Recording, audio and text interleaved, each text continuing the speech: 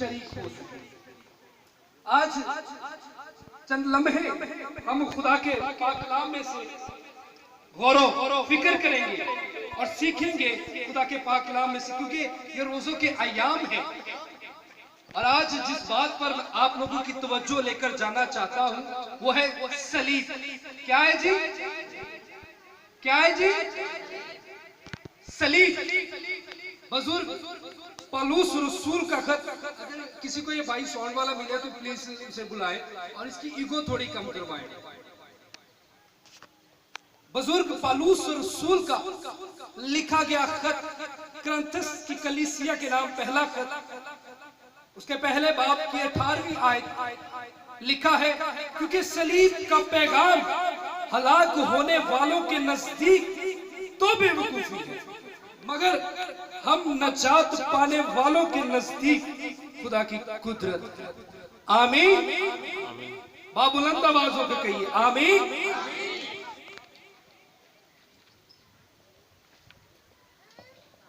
Bible मुकद्दस का जो हिस्सा अभी हमने पढ़ा सुना, याद रखें, इस जमीन पर अपनी जिंदगी बसर करते हुए, इस जमीन पर रहते हुए हमसे बार बार एक बात पूछी जाती है कि जनाब आप सलीब को अपने घरों में लगाते हैं, ये सलीब आपके चर्चेस में होती है, ये सलीब जब कोई बच्चा आपके यहाँ पैदा हो तो आप उसका निशान बनाते हैं।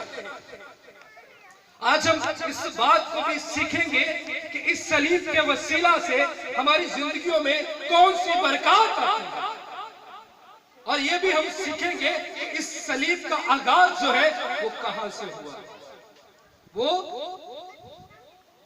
वो कहां से हुआ है। आज हम इन बातों पर भी गौर फिक्र करेंगे। याद रखें, अगर हम बाइबल मुकद्दस का मुतालिया करें तो सलीब का जो पैगाम है हमें सिर्फ नए अहदनामा के अंदर नहीं दिखाई देता, बल्कि ये सलीब का पैगाम जो है हमें अज़ल से दिखाई देता है। हमें भैनों ते भरावो बोलना है, बरकत मैं कल्ले नहीं लैके जानी, तुसी भी लैनी है, ते असीं मिलके की खुदा दे कलाम नू सीखना है। आमीन, हालेलुया। जोरदार तालियां खुदा के बेटे यीशु मसीह के लिए। सो मैंने जैसे अर्ज किया कि ये सलीब का पैगाम जो है ये हमें अज़ल से ही दिखाई देता है। याद रखें, जब आप पैदाइश की किताब का मुतालिया करते हैं तो पैदाइश की किताब के अंदर लफ्ज हमें दरख्त दिखाई देता है, और उसके बाद जब आप अस्तिशना की किताब,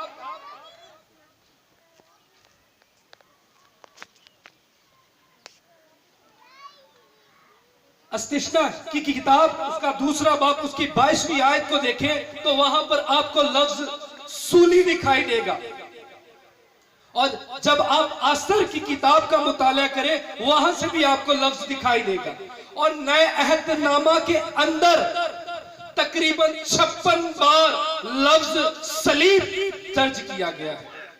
तो ये पैगाम जो है हमें अज़ल से दिखाई देता है।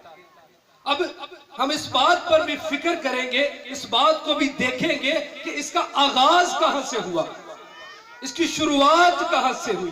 भाई ये पकड़िए जरा, ये सबको दिखाए जरा, ये देखें, ये 5 अशकाल मैंने सलीब की बनाई है, ये 5 अशकाल मैंने सलीब की बनाई है। गौर से देख लेने, पहली जो सलीब है ये वो सलीब है जिस पर मेरे और आपके मुनज्जी यसु अल मसीह को मसलूब किया गया, और इस सलीब का जो तरीका कार होता था वो ये कि जब भी किसी शख्स को मसलूब किया जाता उस शख्स के सर पर एक तख्ती लिख दी जाती और उस तख्ती पर उस शख्स का गुनाह लिख दिया जाता, और जब भी वहां से कोई गुजरता और देखता तो वो ये कहता कि ये आदमी अच्छा ना था। लेकिन याद रखें, यसू अल मसीह के तल्लक से ऐसा कुछ भी नहीं लिखा गया, बल्कि ये लिखा गया कि ये यहूदियों का बादशाह, और ये अल्फाज 3 जुबानों के अंदर लिखे गए। आप जानते हैं कौन सी जुबान थी? क्यों भाइयों? अबरानी, लातीनी और रोमी जुबान, ये 3 जुबानों के अंदर ये अल्फाज लिखे गए। और दूसरी जो सलीब है ये है तीनुमा। तीसरी जो सलीब है, दूसरी जो सलीब है वो है तीनुमा, और तीसरी जो सलीब है वो है चारों कोनों से एक नुमा। और ये सलीब जो है आपने हमारे बहुत सारे बिशप साहिबान, लीडर साहिबान के गलों में देखी होगी। और चौथी जो सलीब है वो है एक्स नुमा। याद रखें, रवायत हमें बताती है, हिस्ट्री हमें बताती है कि मुकद्दस इंद्रियास को इसी सलीब पर मसलूब किया गया। और पांचवी जो सलीब है वो है वी नुमा। अब इनका आगाज किन्होंने किया, इनकी शुरुआत किन्होंने की? फनीकियों नाम एक कुनबा था, एक कबीला था जो तशद्दुद के मामले में, जुल्म के मामले में बड़ा दर्दनाक था। उस कुनबे के अंदर याद रखें, लोग इस कदर खौफजदा रहते थे, इस कदर डरे रहते थे कि कोई गुनाह ही नहीं सी करता। उन्हें पता ही कि हुकूमत ने फड़ना तो सानू ऐ सजावां मिलनी है। अब इस सलीब को, इस तरीकाकार को बहुत सारी कौमों ने अपनाया, बहुत सारे कबीलों ने अपनाया। आहिस्ता आहिस्ता ये बात रोमियों ने भी अपना ली, लेकिन नाम जो सलीब का दिया गया वो रोमियों ने दिया। किन्होंने दिया? रोमियों ने दिया। रोमी सिपाहियों ने, रोमी हुकूमत ने इसको नाम जो दिया वो सलीब का दिया।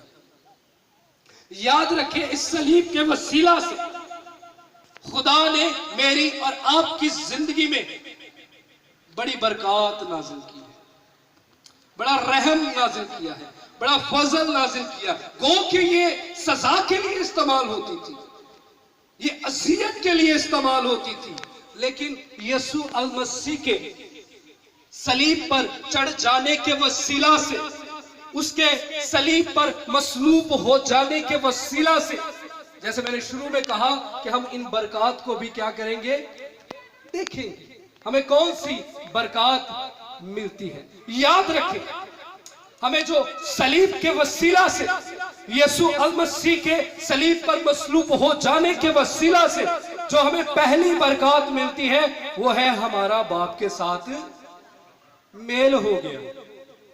हमारा बाप के साथ मेल हो गया। आदम और हवा की नाफरमानी की वजह से खुदा और बनीनो इंसान के अंदर एक दूरी बढ़ गई, एक खला बढ़ गया। उस खला को खत्म करने के लिए साहिब अंबिया आए, अंबिया सलीम आए, अंबिया अकबर आए, अंबिया असगर आए, लेकिन कोई भी इस खला को खत्म करने में कादर ना रहा। लेकिन जब खुदा ने, लिखा है खुदा में, जब खुदा ने आसमान से जमीन पर निगाह की और खुदा ने कहा कि यह काम आदमियों से तो मुमकिन है, फिर खुदा ने अपने इकलौता बेटे को, अपने जिगर के टुकड़े को, मेरे और आपके मुनज्जी को एक बशर की सूरत में इस कायनात में भेजा, ताकि वो उस गुनाह को, उस खला को जो आदम और हवा की नाफरमानी से इस कायनात में पड़ गया और खुदा की और बनीनो इंसान की दूरी बढ़ गई, उस दूरी को खत्म कर सके। लेकिन मसला यह था कि यह गुनाह एक ऐसे शख्स ने किया था जिसके अंदर पहले कोई गुनाह न था, जिसके अंदर पहले कोई गुनाह न था, और लाजिम था कि इस गुनाह को खत्म करने के लिए एक ऐसी पर्सनैलिटी चाहिए थी जिसके अंदर कोई गुनाह ना।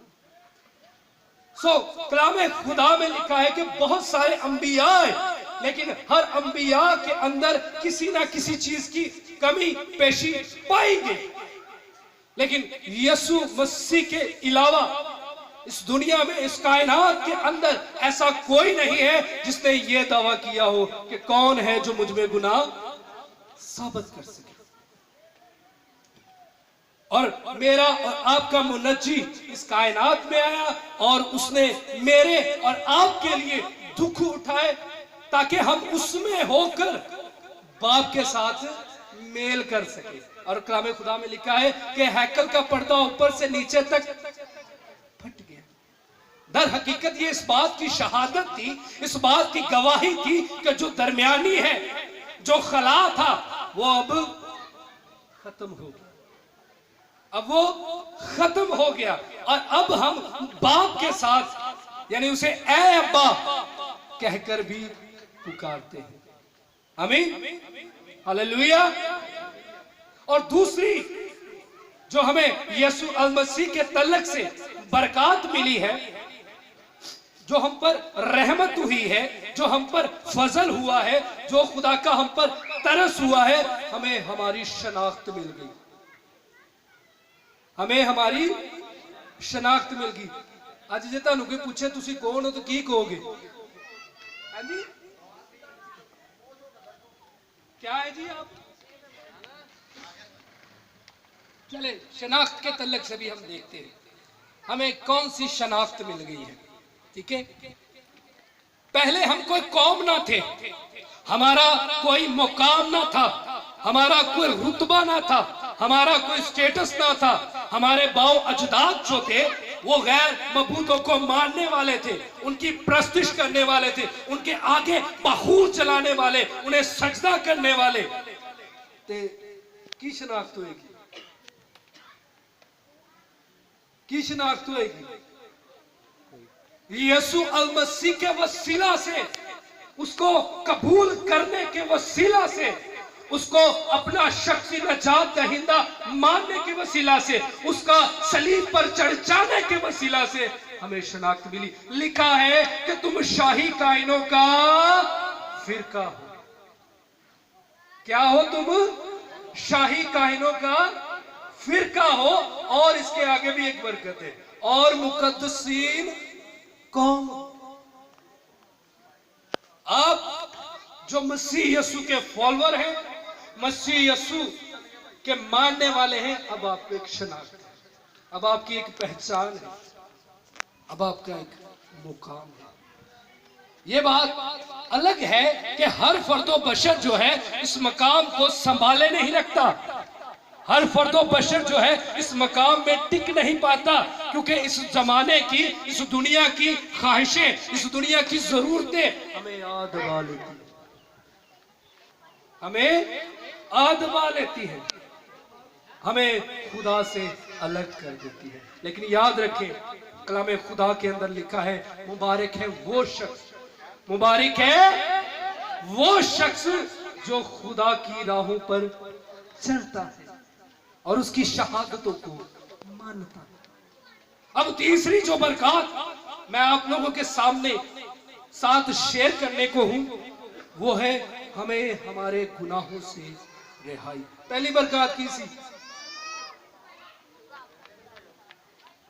जी भैनो, पहली बरकत की सी।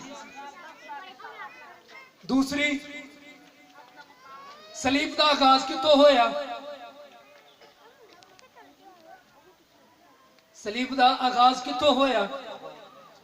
अवेलो बहुती देर भी नहीं जो हुई, हले बड़ी हद 5 नहीं तो 10 मिनट होए गए, मैं 10 के हटिया। फिर कहना पादरी ने सिखाया नहीं सही, फिर कसूर पादरियों का निकलना है। भाई साहब ध्यान से, फरानीकियों ने इनकी शुरुआत की। ठीक है, अब जो तीसरी बरकत है वो ये कि यीशु अल मसीह के पसली पर नेजा खाने से, उसके सर पर कांटों का ताज रखने से, उसकी दाढ़ी नोचने से, उसके हाथों और पैरों में कील ठकवाने के वसीला से हमें हमारे गुनाहों से रिहाई मिल गई। खुदा के खादम पास्टर अर्नेस्ट मल ने एक खूबसूरत गीत गाया। उन्होंने कहा, तेरे लहू बहाए जाने के वसीला से मिली मुझको रिहाई है। अब आपको मसीह के पाक और पवित्र लहू के वसीला से हाल के गुनाहों के, माजी के गुनाहों के, मुस्तकबिल के गुनाहों से माफी मिल गई। लेकिन शर्त ऐ नहीं कि यीशु को कबूल कर लिया तो बस।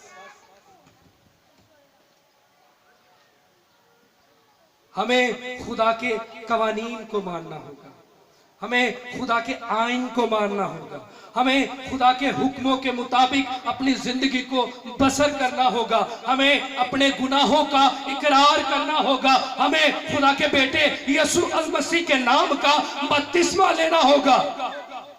फिर नहीं तो हफ्ते बाद चर्च ही जाना जे, तो चर्चों जाना भी खाली हाथ ते आना भी खाली हाथ।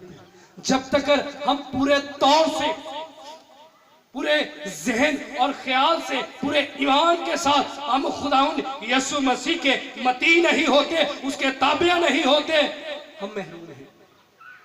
याद रखें, इस खानदान ने जो बरकत हासिल की है, इसमें किसी भी शख्स की सलाहियत नहीं है, किसी भी शख्स की सलाहियत नहीं है, बल्कि इस खानदान ने ये ईमान रखा था, ये उम्मीद रखी थी कि हमारा जिंदा खुदा हमारे लिए बड़े काम करेगा। और खुदा ने, माज़त ख्वाह मेरे जैसे काम भी लगा है, ठीक है, और खुदा ने इनकी जिंदगियों में अपने फजल को जारी किया, अपने रहम को जारी किया, अपने तर्ज को जारी किया। जो लोग, याद रखें, ऐसे लोग भी होते हैं जो ये इकरार करते हैं कि यीशु मैं ते हदिया भी देना, मैं ते दही यकी भी देना, मैं तो रोजे भी रखदा, मैं ते हर संडे संडे चर्च भी जाना, मेरी जिंदगी च क्यों नहीं कम हुंदा, मेरी जिंदगी च क्यों नहीं तेरी सलीब दियां बरकतां आंदियां, मेरी जिंदगी च तेरा क्यों नहीं फजल आंदा, मेरी जिंदगी च तेरा क्यों नहीं रहम आंदा। याद रखिए, हम जब चर्च जाते हैं, जब खुदा की हुजूरी में होते हैं, हमारा बदन वहां पर होता है, हमारा बदन वहां पर होता है, हमारी आंखें वहां पर होती है, हमारी जुबान वहां पर होती है, हमारे कान वहां पर होते हैं, लेकिन हमारा दिमाग कहीं और होता है, हम सोचते कहीं और हैं, ख्यालात कहीं और होते हैं। याद होता कि भैनों को याद होता शाम का जो टाइम हो गया, दुद्ध लाना आइए वो ना मुड़ जाए, तो भरावां नूं यह होंदा भाई बॉस ने सुबह यह काम किया वो करना। याद रखे, जब आप खुदा के हुजूर आते हैं, जब आप खुदा के हुजूर सरनबू होते हैं, क्या लिखा है कलामे खुदा में, अपने सारे दिल और अपनी सारी जान और अपनी सारी अकल से। देखिए, ये तीन चीजें इंसान के ईमान के लिए बड़ा अहम हिस्सा है। जान भी जरूरी है, अकल भी जरूरी है, दिल भी जरूरी है। दिल जो है वो दाऊद ने खुदा के साथ लगाया, और खुदा ने दाऊद के तल्लक से कहा कि ये वो शख्स है जो मेरे दिल के मुआफिक है। अकल जो है वो सुलेमान बादशाह ने खुदा से मांगी, और खुदा ने बाइबल मुकद्दस के अंदर दुनिया का सबसे अकल तरीन शख्स सुलेमान को बना दिया। याद रखिए, उसके दौरे हुकूमत के अंदर कोई जंग ही नहीं हुई, उसकी दौरे हुकूमत के अंदर कोई जंग ही नहीं हुई, क्योंकि उसने खुदा से अकल और तनाई को मांगा था, अपनी सारी जान से, अपनी सारी जान से। याद रखें, बुजुर्ग पतरस रसूल ने अमाल की किताब के अंदर हमें दिखाई देता है कि उसने बड़ी दलेरी के साथ, बड़ी जुर्रत के साथ उसने कहा, ऐ इस्राएलियों, जान लो कि जिस खुदा को, जिस मसीह को तुमने मसलूब किया, उसी को खुदा ने खुदावन भी किया और मसीह भी किया। जोश के साथ, होश के साथ और दिल के साथ। तो खुदा ने अपने बंदों को नवाजा है। अपनी बरकतों से नवाजा है, अपनी रहमतों से नवाजा है, अपने फजल से नवाजा है। अगर आज मैं ये समझता हूं कि हम मसीहियों को ये सलीबी कलमात और सलीब का पैगाम ही समझ आ जाए तो जहन्नम में कोई जगह ना बाकी रहे, जहन्नम में कोई जगह बाकी ना रहे। लेकिन अलमिया ये है, फुकदान ये है कि इस सलीब के पैगाम को हम समझते नहीं, हम जानने की कोशिश नहीं करते, हम इसमें दिलचस्पी नहीं रखते। याद रखिए, आज एक बहुत सारे खानदानों के अंदर एक बात चलती है कि भाई रोजे है गोश्त नहीं पकाना। किन्ने आने घर सुनिया या किन्ने आने सुनी गल? अपने हाथ खड़े करो। चलो अज इस गल चो भी असीं बाहर निकलते हैं तो कहते की ये जी दुख के दिन ने, ये जी दुख के दिन ने, ये दिनों के विच भाई जी यसू मसीह नूं मसलूब किया गया, उहदे ते तशद्दुद किया गया, उहनूं कोड़े मारे गए। ये जी दुख के दिन ने ते असीं अपने घर गोश्त नहीं पकाना। याद रखें, अगर खुदा के बेटे यसू अल मसीह ने हमें दुखी करना था तो उसे खुद अजियतें उठाने का क्या फायदा? अगर हमें उसने आंसू देने थे तो खुद लहू बहाने का क्या फायदा? अगर हमें असीरी के अंदर भेजना था तो खुद पकड़ जाने का क्या फायदा? याद रखें, हमारे दुखों के दिन नहीं है, बल्कि खुदावंद यसू अल मसीह ने कहा खुशी करना और शादमान होना। ते असी की करते? अब इसके कुछ और वजूहात है। बहुत सारे लोग ये सिखाते हैं लोगों को कि जी गोश्त ना पकाने की वजूहात बजुर्गों की रवायत। चलो मान लेंगे बजुर्गों की रवायत, बजुर्गों ने बंद रवायत बनी है, लेकिन कैस मकसद लिए ऐ भी तो देखो, पसे मंजर भी तो असीं वेखना है कि किस मकसद के लिए यह रवायत बांधी गई। याद रखें, अगर आप अपने घर में मटन या चिकन पका रहे हैं तो गवांडी के घर दाल भी नहीं है, गवांडी घर दाल भी नहीं है, तो लाजिम है हम पर कि हम अपने घर में भी दाल पकवाएं और उसके घर में भी दाल पकाएं। यह है बुजुर्गों की रवायत का मकसद। ऐ नहीं कि जेब च गोश्त के पैसे ने तो उन्होंने दब लेना, तो गुआंढी बेचारा भुखा ही बैठा है, तो फिर तो तेरा रोजा रखिया भी किसी काम नहीं आना। मेरे अजीजों, मेरे भाइयों और बहनों, याद रखें, सलीब का पैगाम हलाक होने वालों के नजदीक बेवकूफी है, मगर हम नजात पाने वालों के नजदीक ये खुदा की कुदरत है, उसका फजल है, उसका रहम है, उसका तरस है, उसकी कुदरत है हम नजात पाने वालों के लिए। आज बहुत सारे लोग हैं जो इस सलीब के पैगाम को कबूल नहीं करते, वो यीशु मसीह की शहादतों को नहीं मानते, उसके जी उठने को नहीं मानते, उसके आसमान पर चढ़ जाने को नहीं मानते। लेकिन मुबारक है वो शख्स जो उसकी शहादतों को मानता है। आमीन। क्योंकि सलीब का पैगाम हलाक होने वालों के नजदीक क्या है? बेवकूफी।